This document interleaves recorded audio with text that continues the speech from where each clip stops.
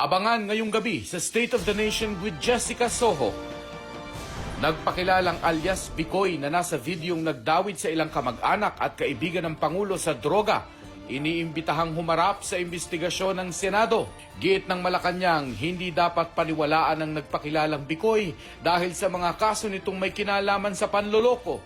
Lalaking gumawa ng website kung saan in-upload ang video, sinampahan ng DOJ ng kaso.